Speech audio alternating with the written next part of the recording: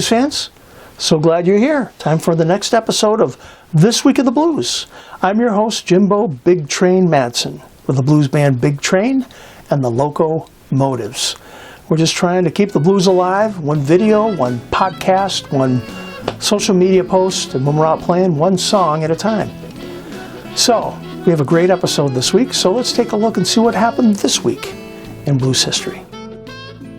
May 19th is the birthday of blues guitarist Jimmy Thackery. He was born in Pittsburgh in 1953.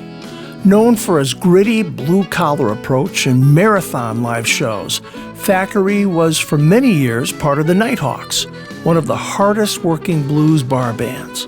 By the late 1980s, he was touring and recording under his own name and finding widespread acceptance on the festival circuit. Chuck Berry recorded his hit Maybelline on May 21st in 1955 at Universal Recording Studios in Chicago, Illinois.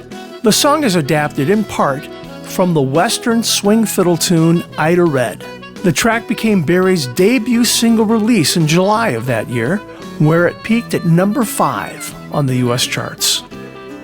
Blues singer Lee "Shot" Williams was born May 21st in 1938 in Lexington, Mississippi. He got his nickname Shot from his mother at a young age, owing to his fondness for wearing suits and dressing up as a big shot. Williams moved to Chicago in 1958. A few years later, he joined Magic Sam's band as a vocalist. In 1962, Williams recorded his first singles, Hello Baby and I'm Trying. His 1964 recording of Welcome to the Club was a hit in Chicago and was later covered by Little Milton for Checker Records in 1965. Jump blues singer Billy Wright was born May 21st in either 1918, 1928, or 1932. Yeah, I know it's a big date range. A flamboyant performer, he was known as the Prince of the Blues throughout his career. He was a key figure in Atlanta blues after World War II. His first record, Blues for My Baby, rose to number 3 on the Billboard R&B chart in 1949. He had a major influence on the rock and roll pioneer Little Richard, whom he helped get his first recording contract in 1951. Albert Collins started recording the album Ice Pickin' on May 22nd in 1978 for Alligator Records at Custom Studios in Chicago. It was the album that sparked Albert Collins' belated rise to blues stardom. A full 20 years after the Master of the Telecaster recorded the first of his incendiary Cool instrumentals, titled The Freeze. It was nominated for a Grammy Award in 1979. In 1986, the album was inducted into the Blues Hall of Fame.